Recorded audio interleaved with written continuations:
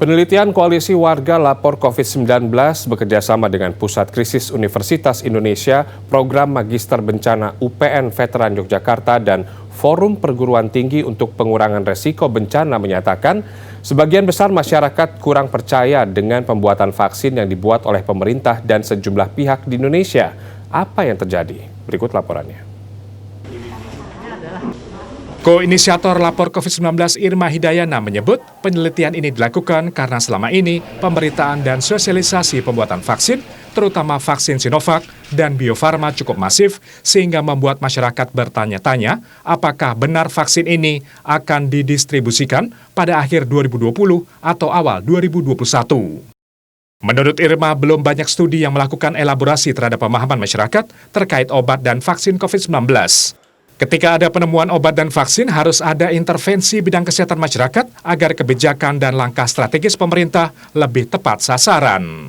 Kami menanyakan beberapa hal ya, tentu saja kami menanyakan pemahaman, kemudian kekhawatiran, kemudian kira-kira hambatan dan juga situasi mereka itu seperti apa. Kalau ada preferensi bagaimana, apakah mereka mau menerima menggunakan obat dan juga mau divaksinasi. Dari 2.109 responden valid berpendidikan S1 di seluruh Indonesia, Koalisi Warga Lapor COVID-19 menganalisa 70% responden menyatakan ragu-ragu dan tidak ingin mengkonsumsi vaksin buatan Unair Surabaya, sementara 69 responden menyatakan ragu-ragu dan tidak ingin mengkonsumsi vaksin buatan Sinovac dan Bio Farma. Sementara 56% responden menyatakan ragu-ragu dan tidak ingin mengkonsumsi vaksin merah putih buatan lembaga molekuler Eijkman. Sementara keterlibatan TNI Angkatan Darat dan Badan Intelijen Negara dalam pembuatan vaksin justru menimbulkan pertanyaan yang ujung-ujungnya membuat masyarakat menjadi ragu-ragu bahkan kurang percaya dengan efektivitas vaksin yang dibuat.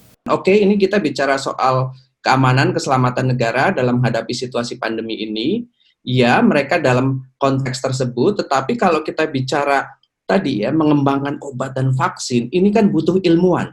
Ya, butuh kemudian proses-proses yang standarnya itu bukan dibuat oleh Indonesia saja. Diki Pelupesi menambahkan agar masyarakat yakin sekaligus percaya dengan pembuatan vaksin dan efektivitasnya, maka pemerintah harus transparan dan informatif dalam memberikan edukasi. Keterbukaan informasi ini diyakini dapat membuat masyarakat tidak cemas. Intervensi pakar kesehatan masyarakat tetap dibutuhkan untuk memberikan pemahaman ilmiah terhadap vaksin yang bisa dipertanggungjawabkan. Arman Helmi, Septiadi Pradana, Jakarta.